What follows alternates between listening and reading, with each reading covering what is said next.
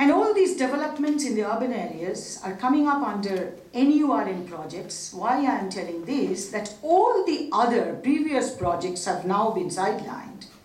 All urban development projects in these 63 cities have to come under NURM.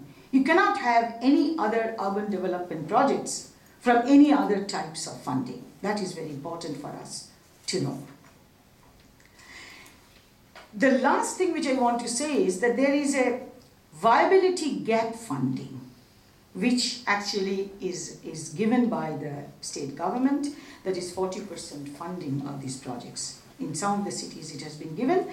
In Hyderabad there is a high-speed rail which is coming, and for this high-speed rail it is called Metro project, Metro Martas project, which is partly funded by a corporation from Thailand.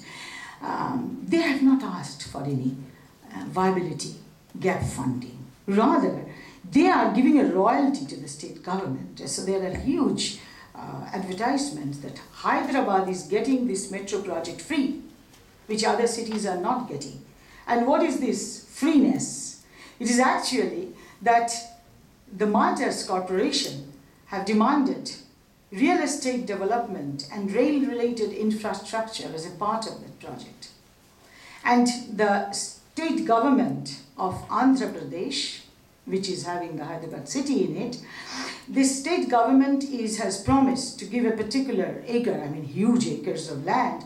If they are not able to give that land, then they have promised to give the same size of land in another location. Okay? And very interestingly, that there is a competing facility clause in this project in Hyderabad that says that while the project will have monopoly on passengers in the 3 routes and may levy a higher tariff during peak hours, these we have to dig out, these points, the State Road Transport Corporation will not be allowed to introduce any modern bus on these routes on which it carries about 3 million passengers daily at a much lower rate. Smaller cities, as I told you, like Ahmedabad, Nashik in Maharashtra, Kochi in Kerala, Bhopal in Madhya Pradesh, these are all getting included in these 63 cities. And finally, the SAID approach to urban planning is very much getting associated with some of the sub-policies of the new economic policy in India.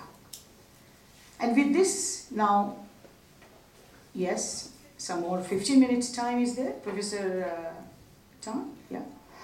We come to Mumbai. What is the situation of Mumbai now? There has been closure of the cotton mills in Mumbai since 1980s. And these cotton mills were providing direct employment to 250,000 workers and indirectly to another 250,000 workers. And one by one, the mills have got closed from 1981-82. This industrial decline was not some kind of an isolated thing, as all of we know. It was a part of the industrial decline, the part of the decline of organized employment, which was shaping up in India.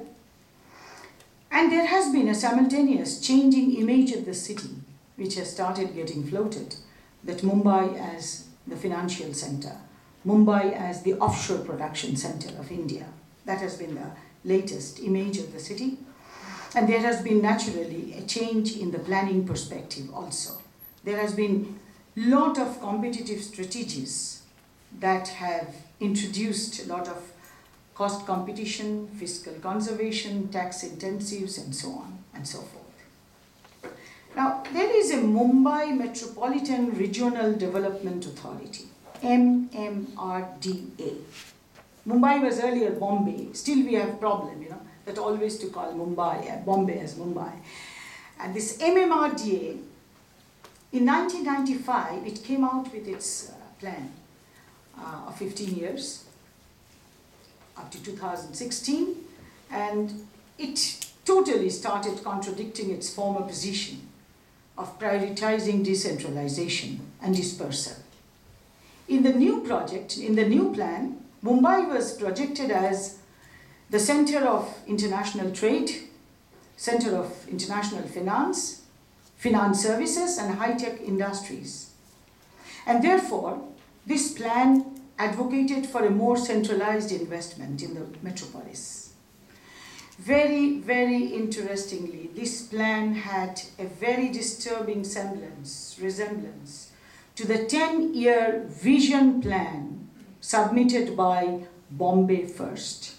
Bombay First is, should I call it an NGO? Bombay First is an association of big capital headed by the CEOs of global capital corporations and following London First. And Bombay First submitted a vision plan in 2003, which was just 2 years before the NURM came in.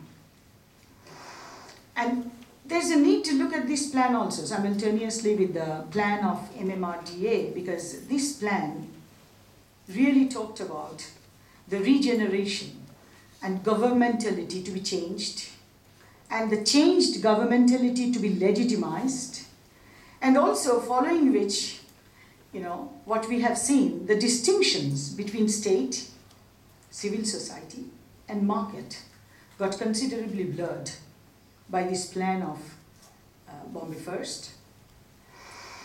There was, of course, planning, urban planning, which was mobilized as an arena for both market-oriented economic growth and elite consumption practices. The plan document prepared by McKinsey and Company, a notorious company, which has been working not only in India, but in many other countries of the world. This McKinsey and Company, it actually worked in active collaboration with the government departments to make the plan of Vision Mumbai for Bombay First.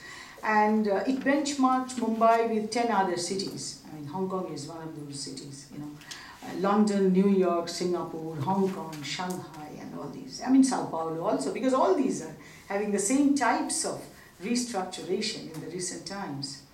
It targeted 4 high-end services. Very interesting to look at those services, namely financial services, healthcare.